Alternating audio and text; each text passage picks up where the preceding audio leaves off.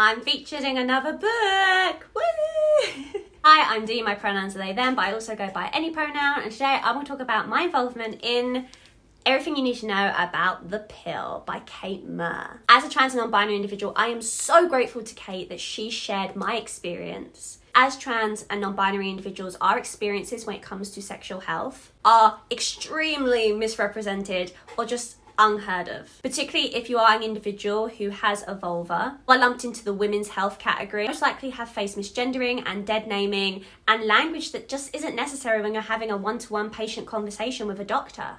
And that is what I talk about in this book with Kate.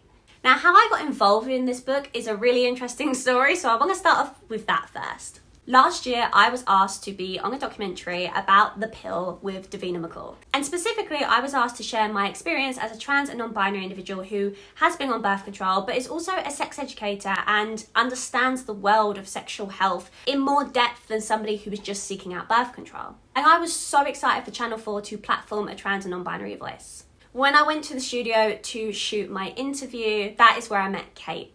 And prior to my interview, we had a lovely conversation about my transness, about my experience. It was there that she said, hey, I've got a book coming up soon.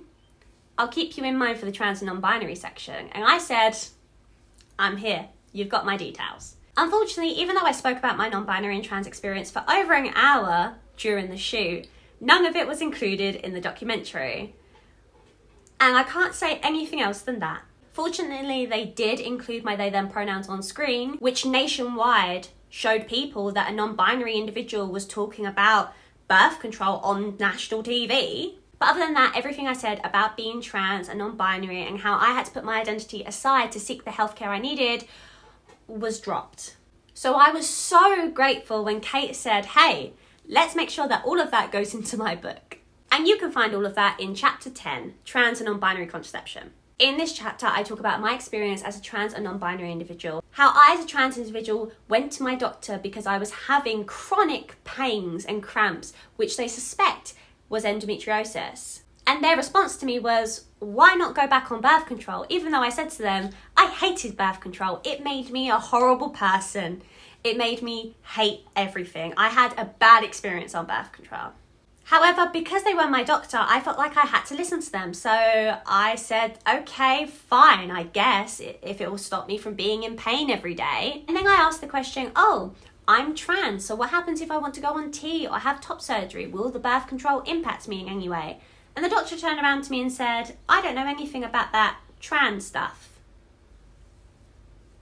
Yeah. I had to do my own research online following that conversation with the doctor, and after several weeks I decided that birth control was still not for me, even though I told them that and they gave it to me and I knew I wouldn't want it. I tried it because I listened to my doctor. And that's something that a lot of non-binary and trans individuals and women experience when they are seeking out sexual health care. They express their issues, they express their concerns, and they are not listened to.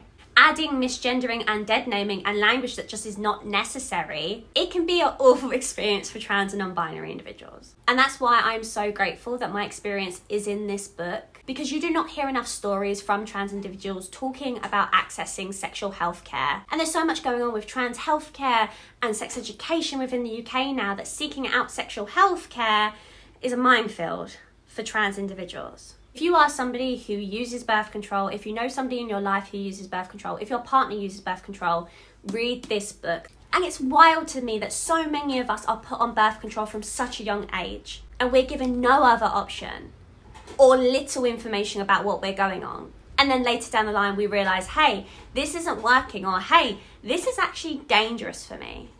For me personally, I was put on birth control when I was 14. And as a trans and non-binary individual, it is so important that if you are on birth control, you understand how that will impact your hormones when accessing hormone therapy, when having top surgery. This book also has so many amazing stories from women who have been on birth control, who have tried various birth controls.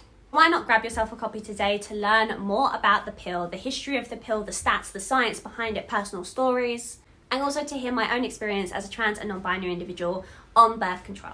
Regardless of how you identify, you're either on the pill or know someone who's on the pill or will know someone who's on the pill, such as your own child one day. So you should read this.